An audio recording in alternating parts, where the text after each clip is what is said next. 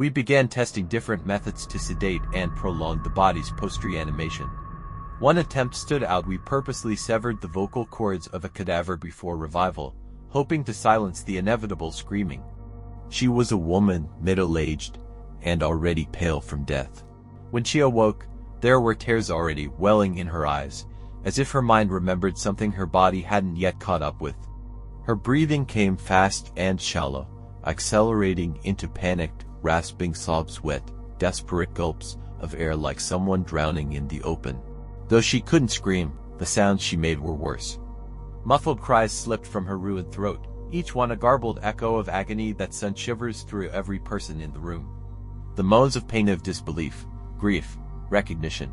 Her eyes darted wildly, bloodshot and filled with terror, locking onto each of us in turn, as if begging for help or mercy, perhaps both. She tried to lift her arms, but the restraints held her down. Instead, she writhed, shuddering uncontrollably, her body convulsing in silent torment. The tears flowed freely now, cracking down her cheeks in trembling rivulets.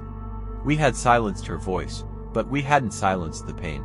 If anything, it made it worse watching her suffer without the outlet to scream.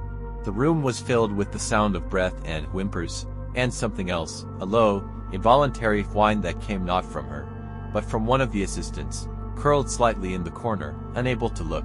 We disposed of the subject humanely. The effect on the staff was undeniable. Conversation shortened, small talk faded, and laughter disappeared entirely. The jokes we once shared over coffee about playing God felt horrific, even dangerous to say aloud. Soon, silence became our default. We spoke only when necessary, and only about work. Every day we showed up, ran the tests, documented the results, and went home. No one asked questions. The sense of camaraderie we'd built during the animal trials dissolved. The feeling of triumph, of being on the cusp of something extraordinary, turned to quiet dread.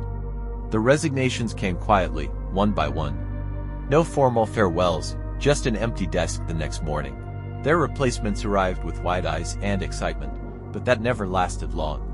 Due to the confidentiality clauses in our contracts, I wasn't allowed to contact any of them after they left.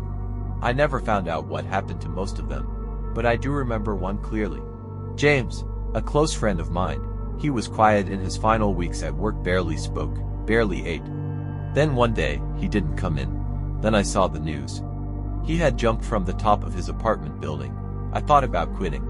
I really did. But the raise they gave me was too good to leave. Our results were yielding nothing. Every subject we brought back either screamed, wailed, or violently thrashed before eventually expiring.